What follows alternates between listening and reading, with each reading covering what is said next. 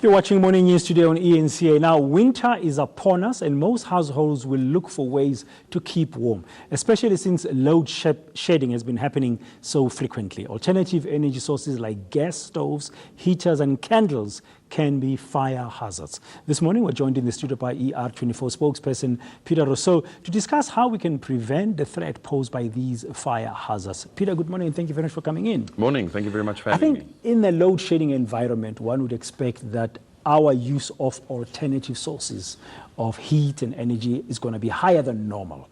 I mean, we can pretty much say that things like gas stoves, candles and gas heaters and all of that. What are the dangers associated with that, just broadly, from your perspective? Well, the danger is definitely open fires. So if you have a lamp or a candle or especially a gas heater or a gas stove, you're looking at an open fire. And that should never be left unattended because obviously it can catch fire and then it can have devastating effects. Also, especially when people start using gas, they should definitely make sure that their gas bottle is well maintained. That includes your fixtures and your valves and your pipes, and make sure you only buy it from a reputable dealer, definitely. Yeah. I mean, we're talking about homes and households, but also the dangers of fire in South Africa generally in winter because our bush is drier. Definitely. You can get those kind of runaway fires as well. Definitely, definitely. And it's important to be prepared for a fire, meaning to have a fire extinguisher close by in your home, in your office, even in your car.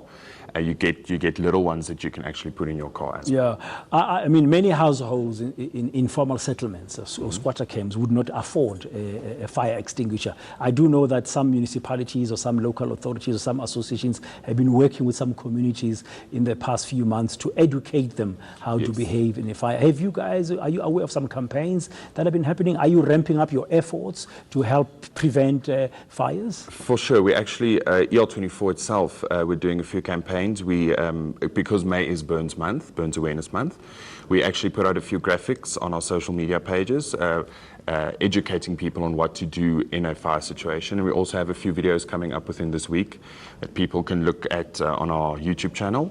And then also there's two very good societies or actually associations in South Africa. One is the NBASA, which is the National Burns Association of South Africa. They focus more on the emotional rehabilitation of burn victims, you know, the aftermath of something like that. And then there's also the South African Burn Society, which is more focused on education and prevention and better care for burn victims. Now, just broadly, what would ER24 advise me if I'm in a fire situation or somebody has just been burned? What do I need to do or what do I need not to do? Okay, the first thing you know is what not to do. Do never, ever put something like toothpaste or petrol or any form of petroleum jelly on a burn wound. You're only making it worse. What you should do the moment you have someone or yourself, you sustain a burn wound, run cold water over the wound. Not ice cold water from the fridge and also not ice, just normal cold tap water. Yes, yeah, okay. That's all you need to do. And then obviously, as soon as you can, phone emergency services. So you can phone us on 084 124. The idea is Can you just repeat that number slowly? 084 124. Oh, very simple. Yeah. It's a very easy number. You should save it on your phone. So the idea is to get medical help as soon as you can. And that 084 124 number is available nationwide? That's nationwide, every province. So yeah, you can get an ambulance and medical advice and medical help from this number. Peter, thank you very much for coming. It's a big pleasure. That's ER24 spokesperson Pieter Rossouw.